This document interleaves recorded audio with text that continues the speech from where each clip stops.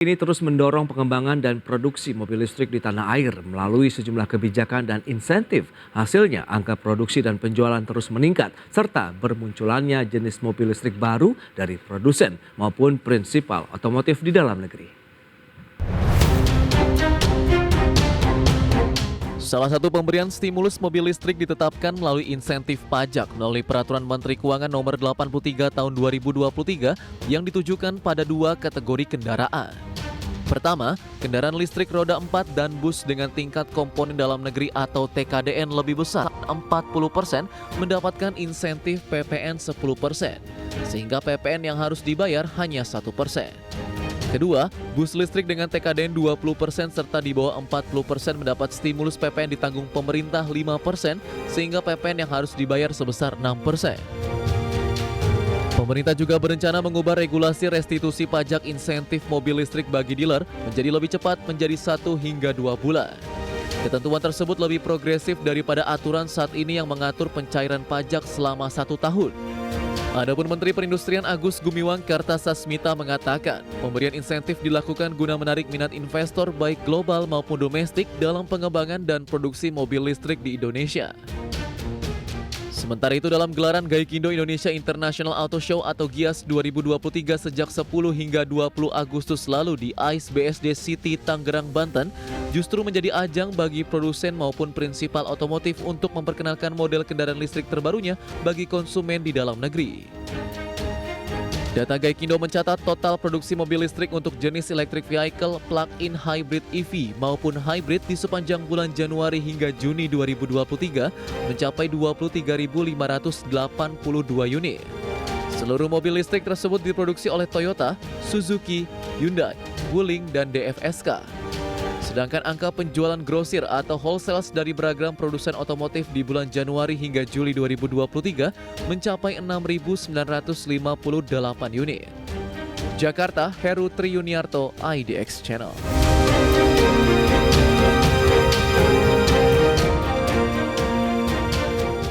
Baik pemirsa, untuk membahas tema menarik kita hari ini, banjir insentif penjualan mobil listrik tancap gas. Kita sudah tersambung melalui Zoom bersama dengan Bapak Kukuh Kumara, Sekretaris Umum Gaikindo. Ya halo, selamat pagi Pak Kukuh.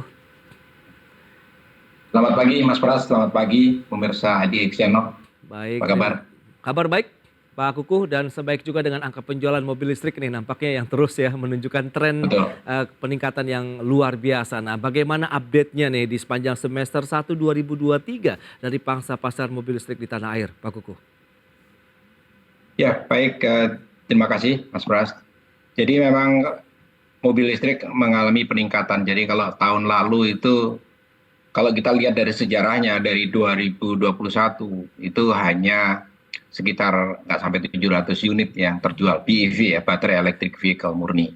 Kemudian di tahun 2022 ini luar biasa, kurang dari 700, kemudian memasuki tahun 2022 itu lebih dari 10.000 untuk baterai electric vehicle. Pada saat yang bersamaan juga itu hybrid vehicles atau HEV ya, hybrid electric vehicle pun juga mengalami peningkatan tembus sampai 10.000. Nah ini di tahun 2023 baru sampai dengan bulan Juli kemarin tuh untuk electric vehicle-nya, BEV-nya itu mungkin kurang lebih sekitar 6.000 lebih ya. Jadi lebih dari separuh dari apa yang dicapai di tahun lalu. Demikian juga untuk hybrid electric vehicle-nya itu udah tembus kalau nggak salah sekitar 15.000 lebih. Ini luar biasa karena kemudian masyarakat nampaknya juga mulai menyadari pentingnya untuk mencapai upaya menurunkan emisi gas buang. Jadi performanya kira-kira begitu. Demikian juga jangan lupa juga yang konvensional pun juga mengalami peningkatan cukup baik. Nah, faktor-faktor selain kita tahu dengan infrastruktur yang ada begitu, apa sih yang membuat akhirnya lonjakan cukup kencang nih, tancap gas tampaknya untuk angka penjualan maupun produksi mobil listrik di Indonesia? Ya, jadi nampaknya memang salah satu faktor yang paling penting kalau di Indonesia itu adalah affordability-nya ya, keterjangkauan dari harga kendaraan mobil tersebut. Dan ini opsi itu ada dipenuhi oleh pabrikan-pabrikan yang mengeluarkan produk dan yang sudah dirakit di dalam negeri yang harganya relatif terjangkau. dan itu juga volumenya lumayan. Dan kemudian dengan adanya campaign ya, ditunjukkan edukasi dan sebagainya, mereka melihat ini, dan tentunya juga daya beli masyarakat yang cukup baik, mereka punya pilihan itu. Oke. Kira-kira gitu Mas Pras. Nah, Ya. dari sisi jenis mobil listrik apa yang paling diminati? Kemudian kisaran harga berapa sih yang akhirnya mendominasi angka penjualan dari mobil listrik di Indonesia? Ya, jadi kalau dari kisaran harga, Hmm, ini dari data kami menunjukkan bahwa yang memang banyak diminati adalah harga-harga yang terjangkau, yaitu sekitar di bawah 300 juta rupiah ya. Ini juga belajar dari program LCGC sebelumnya, oke. di mana daya beli masyarakat itu adanya di kisaran seperti itu. Baik. Nah, kalau jenis mobilnya sendiri apakah yang mungkin dua penumpang kah atau bisa 4 orang begitu sedan ataupun minibus? Untuk saat ini memang yang banyak masih di 4 penumpang ya, dan Oke. itu yang relatif kecil, sifatnya lebih ke city car. Hmm, Sementara yang mungkin yang jangkauannya lebih besar, volumenya lebih besar, itu tentunya harganya juga lebih mahal, dan itu oke.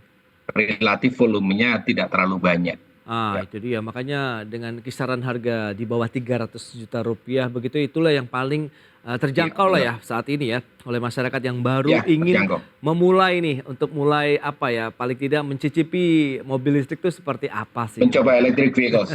Oke. Nah, kalau kita lihat Ya, dengan gimana Pak? di sisi lain kebanyakan yang membeli electric vehicles ini, Ya. mereka beli bukan first time buyer.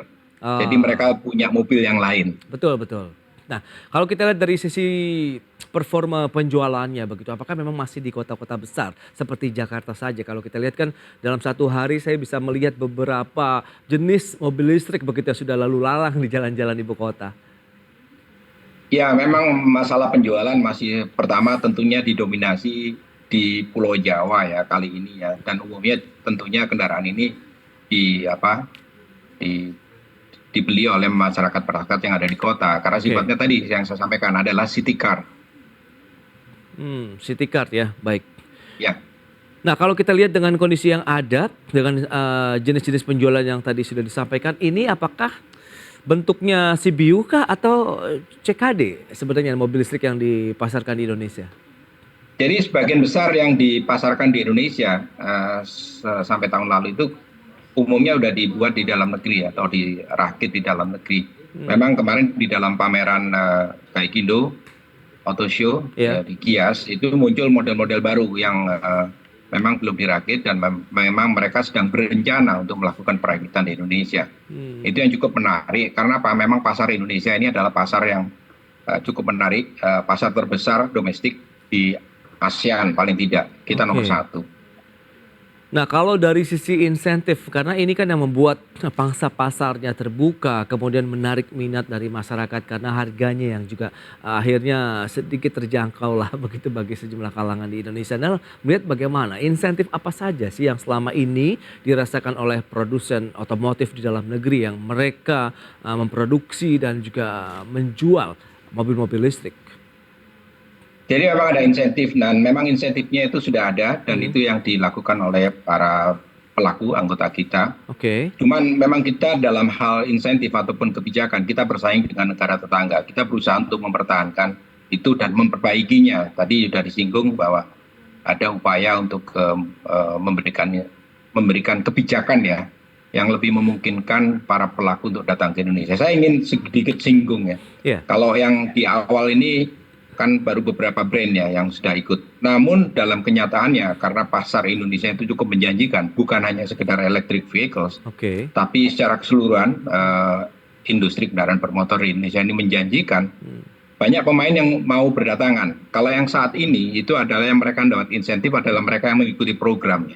Jadi ada program pemerintahnya, berapa investasi ada ditentukan besarannya, insentifnya, besaran investasinya. Di sisi lain juga mereka ada syarat untuk memenuhi TKDN-nya dalam waktu tertentu, harus memenuhi presentasi yang sudah ditentukan. betul. Ini nampaknya sedang diupayakan untuk disesuaikan Karena ternyata para pelaku ini melihat pasar yang sangat positif dan menjanjikan pertumbuhan ekonomi Indonesia cukup baik. Mereka pengen ikut juga masuk sini. Saya nggak ikut program nggak apa-apa, asal kita bisa merakit di Indonesia. Ini suatu hal yang positif. Jadi mereka melihat potensi pasarnya, tidak sekedar hanya melihat pada sisi insentif yang diberikan. Itu yang cukup menarik. Baik, berarti paling tidak dengan insentif yang diberikan oleh pemerintah meskipun persyaratan TKDN-nya begitu harus di atas 40% ini terbukti nih mampu menarik minat investor global ya tentunya ya Pak Kuku. Nah lantas bagaimana dengan produsen yang sudah existing bercokol lama begitu di Indonesia, kita bahas nanti di segmen berikutnya. Pak Kuku, kita akan jeda sebentar dan pemirsa tetaplah bersama kami. Baik pemirsa, terima kasih Anda masih bergabung bersama kami dan berikut ini kami sampaikan data ya dari sisi penjualan mobil listrik ini dari Januari sampai dengan Juli 2023. Data selengkapnya bisa Anda saksikan di layar televisi Anda. Ada beberapa merek begitu ya penjualan secara wholesale. Ada Hyundai dengan 3.894 unit yang sudah terjual wholesale ya dari Januari sampai dengan Juli 2023. Kemudian di tempat kedua Wuling 1944 unit, kemudian Toyota di posisi ketiga 363 unit, BMW 318 unit, Lexus, kemudian di FSK, Mercy, Nissan, Mini, Kia, MG dan juga Mitsubishi. Ini dia beberapa merek mobil ataupun produsen otomotif lokal dan juga global yang sudah mencicipi ya kue mobil listrik di Indonesia. Berikutnya kita lihat dari sisi produksi mobil listrik EV dan juga hybrid. Januari sampai dengan Juni 2023. Kita lihat Toyota menempati posisi pertama, ada 10.013 unit jenis hybrid begitu ya mereka produksi. Kemudian ada Suzuki 6.695 unit, ini juga jenisnya hybrid. Kemudian Wuling 2.674 unit dari EV dan juga hybrid. Kemudian ada Hyundai 4.055 unit dalam bentuk EV. Kemudian di FSK 140 unit EV, electric vehicle. Selanjutnya kita lihat jenis mobil listrik yang terlaris ini ya, dijual di tanah air Januari sampai dengan Juni 2023 data dari Gaikindo. Ioniq 5 dari Hyundai ini cukup laris nampaknya, 3.543 unit yang sudah berada di tangan konsumen Indonesia. Kemudian Wuling REV 1.654 unit, kemudian ada BMW iX 178 unit, kemudian Toyota BZ4X 155 unit dan Nissan Leaf 61 unit. Baik, kita akan lanjutkan kembali perbincangan bersama dengan Bapak Kukuh Kumara, Sekretaris Umum Gaikindo. Baik, Pak Kukuh, kita lanjutkan kembali. Ini menarik kalau kita lihat dari sisi data penjualan, produksi, dan jenis-jenis mobil yang paling laris. Nah ini Anda melihat sebenarnya kuenya masih sangat lebar, kemudian tadi ada insentif juga yang diberikan. Sebenarnya tantangannya, nah kalau kita lihat nih sekarang, apa yang dirasakan oleh teman-teman produsen otomotif di tanah air nih kalau kita lihat untuk menjual produk-produk mobil listrik mereka? Ya, jadi untuk menjual itu yang kita inginkan adalah kalau dilihat tadi kan brandnya mulai tambah ya. Ya. Tapi mungkin hanya baru 2-3 brand yang sudah merakitnya di Indonesia. Dan itu penting karena kita ingin menjual kendaraan-kendaraan yang betul-betul dirakit di Indonesia. Nah untuk tantangannya kalau jumlahnya banyak itu akan jauh lebih lebih baik kalau itu bisa dirakit di sini. Namun kembali lagi untuk merakit di Indonesia ataupun membuat kendaraan tersebut di Indonesia, volume itu juga sangat penting bagi industri kendaraan bermotor. Jadi kalau volumenya gambarannya relatif kecil, itu juga berat bagi para prinsipal untuk berinvestasi. Tapi begitu volumenya menjanjikan seperti udah mulai ribuan, ini potensi kan. Nah itulah yang menjadikan gula-gulanya untuk mereka datang ke sini. Dan kembali lagi, potensinya di Indonesia sangat besar. Dan untuk membuat kendaraan itu di sini, kita juga perlu dukungan dari ekosistem industri pendukungnya. Tidak hanya cukup hanya perakitnya saja. Karena selalu ada upaya untuk meningkatkan kandungan lokalnya tadi. Itu dia TKDN yang ditargetkan 40%-an begitu ya untuk mobil listrik yang bisa mendapatkan insentif. Nah ini ekosistem seperti apa sih yang sebenarnya harus terbentuk begitu untuk bisa mendukung dari sisi produksi, volume karena yang dibutuhkan dari sisi produsen, kemudian angka penjualannya juga yang terjangkau dari sisi harga ini Pak Kukuh. Ya, jadi ekosistemnya yang kita butuhkan adalah komponen-komponennya adalah bersumber dari pabrikan-pabrikan lokal. Oke. Apakah itu baterainya, apakah itu kemudian chipsnya, apakah itu kemudian sistem yang lain ya. Bukan sekedar kita mendatangkan, katakanlah walaupun dirakit tapi CKD. Ini yang masing-masing pabrikan berupaya untuk melakukan itu. Nah masalahnya untuk mencapai TKD 40% itu juga tidak mudah. Katakanlah kita punya modal, punya alat dan sebagainya. Belum tentu secara tiba-tiba bisa mencapai itu. Kalau ada kegagalan dan sebagainya harus diulang lagi. Jadi ini tantangan tersendiri bagi para pabrikan. Tapi di sisi lain juga pasarnya juga sangat menjanjikan. Jadi semakin volumenya baik, semakin bagus itu industri pendukungnya untuk bisa tumbuh dengan baik. Oke. Kira-kira begitu. Dan sejak April 2023 pemerintah juga sudah memberikan insentif dari harga jual ini ya, PPNTTP begitu. Ya. Kalau kita lihat begitu 70 juta rupiah ini yang akhirnya bisa dipangkas ya harga jualnya Pak Kuku. Nah ini bagaimana? Apakah cukup efektif begitu menjadi salah satu juga booster untuk penjualan mobil listrik selama ini? Sedikit saya koreksi, angkanya 70 juta itu tergantung dari harga kendaraan tertentunya ya, kendaraannya oke. sendiri.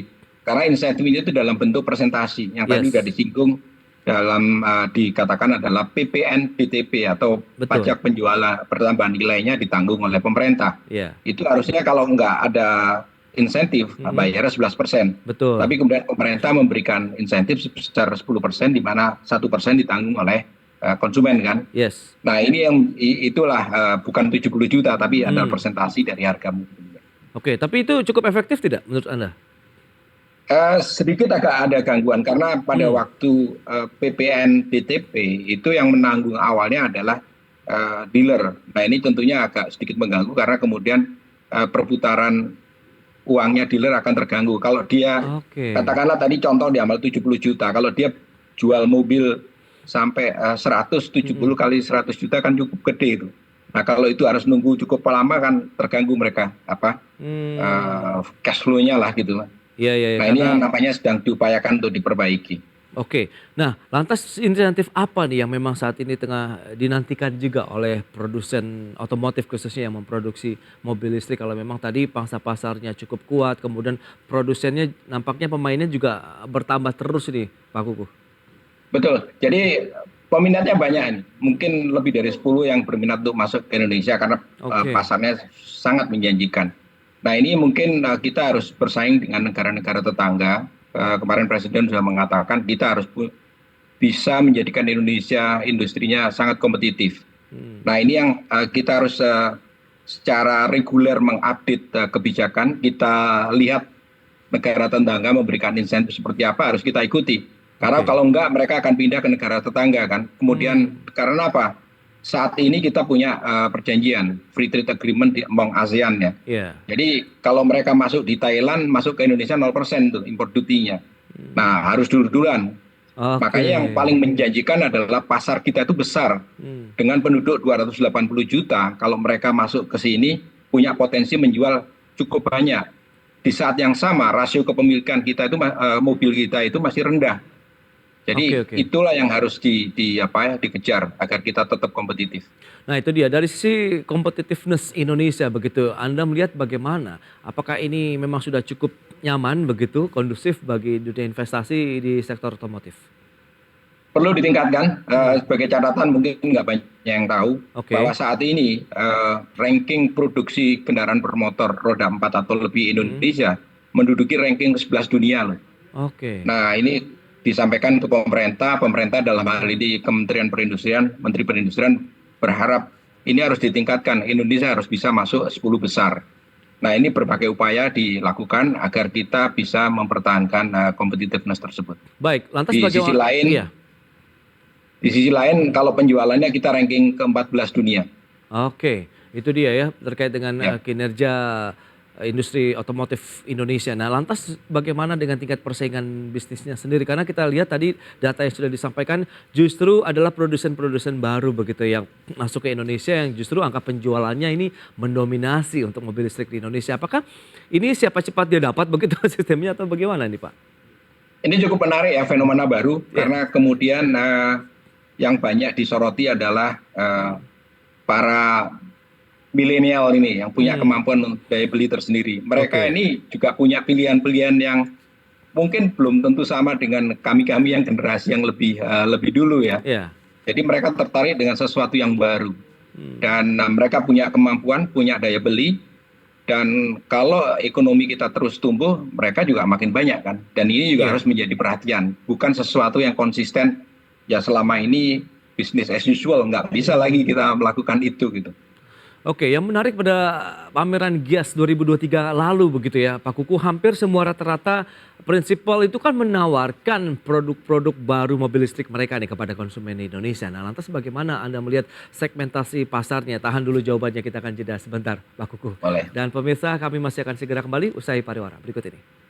Baik, kita lanjutkan kembali perbincangan bersama dengan Bapak Kukuh Kumara, Sekretaris Umum Gaikindo. Pak Kukuh, nah berkaca dengan Gias 2023 begitu yang kemarin juga tampaknya menjadi salah satu antusiasme baru begitu, di mana prinsipal produsen otomotif yang ada di Indonesia ini juga berlomba-lomba nampaknya menawarkan produk-produk baru mobil listrik ini kepada masyarakat konsumen di tanah air. Anda melihat bagaimana fenomena ini? Apakah benar-benar ini sejalan dengan tadi ekosistem yang akan terbentuk atau sedang dibentuk dan infrastrukturnya sendiri nih untuk mendukung keberadaan dan operasional dari mobil listriknya sendiri, Pak Kukuh? Baik, jadi mobil listrik ini juga banyak diminati dan kemudian infrastruktur sejalan dengan pertumbuhan mobil listriknya juga dikembangkan. Kalau kita lihat juga mereka bisa lakukan charging di rumah, ini juga menarik, dan PLN dalam hal ini juga memberikan bantuan agar bisa dilakukan, dan ini juga menarik. Di sisi lain, kenapa kita banyak memperkenalkan mobil listrik? Hampir semua yang ikut pameran di Gias menampilkan produk-produk electric vehicles-nya. Tapi jangan lupa bahwa kita juga punya tujuan negara ini komitmen untuk menuju net zero emission. Nah, net zero emission itu tidak bisa hanya semata-mata dicapai dengan electric vehicles, karena existing teknologi yang ada itu juga bisa dikembangkan dengan menggunakan apa yang kita kenal dengan renewable energy. Kita sudah memiliki biosolar yang tertinggi di dunia dengan B35 kita, sudah diimplementasi sejak bulan Februari tahun ini. Kemudian dengan standar emisi gas buang Euro 4 kita juga cukup baik. Dan baru-baru saja juga diperkenalkan dengan E5 atau etanol atau green gasoline. Nah ini juga menarik. Semua itu menuju ke net zero emission. Dan mobil listrik menjadi tambahan dan juga ada hybrid. Karena dari penelitian yang dilakukan oleh rekan-rekan kita di Universitas Indonesia itu menunjukkan bahwa dua hybrid vehicles itu emisinya setara dengan misalnya satu unit electric vehicles. Jadi upaya menuju net zero emission itu bisa dicapai dengan berbagai cara yang kita juga punya sumber dayanya. Kira-kira gitu, Mas Pras. Baik, nah lantas teman-teman dari produsen otomotif sendiri bagaimana untuk bisa mewujudkan hal tadi? Apakah akan menggenjot produksi? Sementara apakah CKD juga akan dikuatkan atau bagaimana begitu? Mengingatkan ini harusnya bisa seiring sejalan begitu.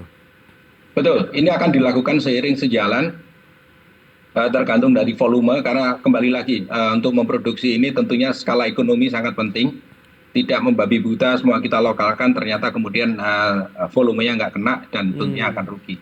Jadi semua ini akan dilakukan secara bersamaan. Intinya adalah kita harus tetap bisa optimis bahwa kita menjadi negara yang menjadi basis produksi kendaraan bermotor, apapun powertrain-nya.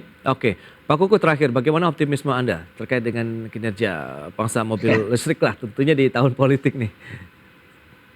Bukan hanya listrik tapi seluruh otomotif industri di Indonesia kita harus tetap optimis. Kita tidak inginkan bahwa ada pesta demokrasi yang setiap 5 tahun sekali yang berdampak kepada penurunan kinerja ekonomi. Kita harusnya bisnis tetap bisa kita jaga secara optimis sehingga upaya peningkatan kesejahteraan masyarakat semuanya bisa berjalan dengan baik. Baik, itu dia harapan bersama bahwa semuanya bisa berjalan kondusif begitu ya tentunya bagi dunia usaha di Indonesia. Pak Kukuh, terima kasih banyak atas sharing dan juga insight menarik yang sudah Anda sampaikan kepada pemirsa pada hari ini. Selamat melanjutkan aktivitas Anda kembali. Salam sehat, Pak Kukuh. Salam sehat, terima kasih.